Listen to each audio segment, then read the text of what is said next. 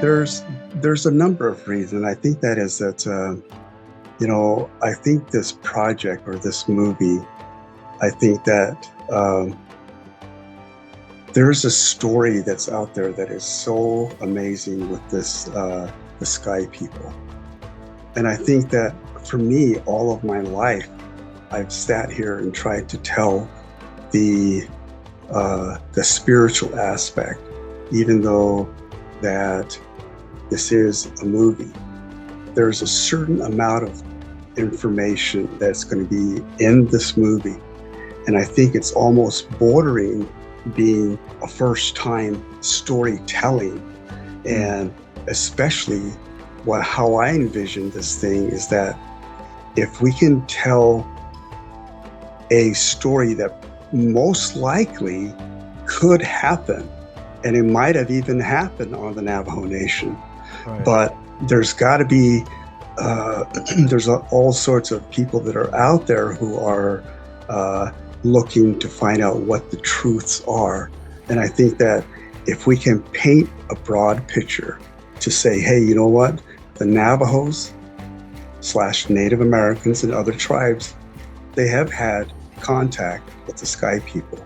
Yeah. And I think that if anybody who's going to get involved in this, I think that, I envision the Navajo Nation, and even its tourism industry to be able to be fascinated where these locations are. I think it would be of benefit, even drawing attention to the Navajo Nation, the Navajo tribe, the Navajo people. I think that, it has a lot of economic base to it. And I think that if we can really tell the story and do it not from a Hollywood fashion, but a real truth, short of being a documentary. Everybody can have great ideas, and we can all envision what the potentials are of any given artistic project. But you know what? I think that for me, I think the people who are going to be involved, even the actors, and even the support staff, most likely there's going to be a lot of Navajos involved. That's going to be one of the things, as well as people that are actors that are also going to be there. So of course there's other cultures that are going to be playing in this thing. So you bring a group of people together, and I think that those the intention to have, how I always see these things is that there's an economic potential. The potential, there's always somebody that's always discovered a new talent that's out there. And why not give an opportunity to other potential Navajo artists who can really, believe me, they're out there. I know they're out there. Bill and I go, Bill Kilpack, I go way back, so he approached me and said, hey, I've got this. And actually he sent me the book back a while ago, and I read the whole thing, and then of course the new, and basically read the whole thing, and really did capture my attention. And usually, books out there, that are written are pretty much your stereotypical approach to it, and but this one was very different in terms of that it was touching on a subject matter that was, it really is unheard of, and never has one been brought to the forefront. And I really was, and I've heard this, and I've actually went to an area on the Navajo Nation called Crown Point, New Mexico. And I talked to a medicine man over there, and that medicine man basically said that he was, he told me that connection with the Anasazi, and also this, he called them the Star People. And I think in the book they call them the Sky People. But yeah, and that's where it was really amazing. I thought there was such potential, not only just being a book, but even a movie. And I think that he could even go into a series.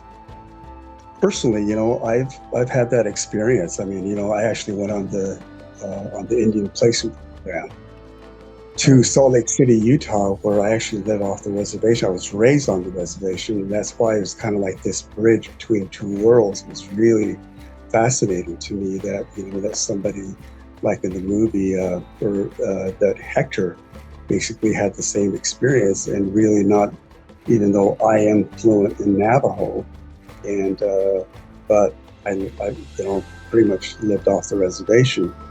And I think that that experience of a lot of people in the tribe, the Navajo tribe, the Navajo Nation, I think can really resonate with that. I think that the real true story and the real feelings that go into being a bridge between two worlds.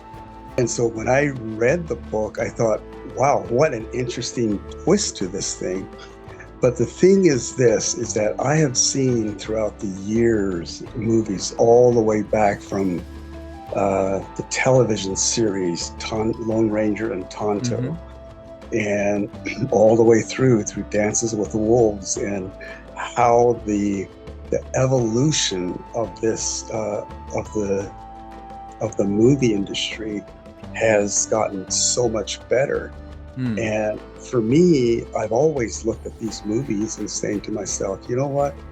If only there was a certain amount of authenticity and truth to even some little behaviors, little movements, little practices, things, personalities. Even there's a way the Navajos walk. Right. That's really, really important.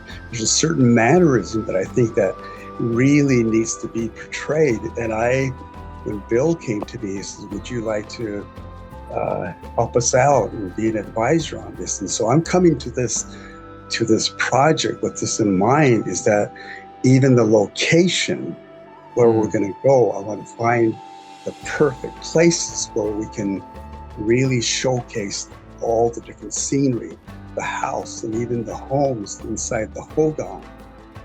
Just like Dances with the Wolves, I said, let's try to do everything we can to really not tell a documentary, the language, the inflection, the way that they sit, the way they walk, all of those things, and even being on location. And so, I'm really excited to go in there and to look at how this story and this project is going to evolve. I think if we really get the right people involved, get the right support, I want to be able to do it right. And that's why, I went to talk to Bill, and he said, yeah, you bet, I'll do it.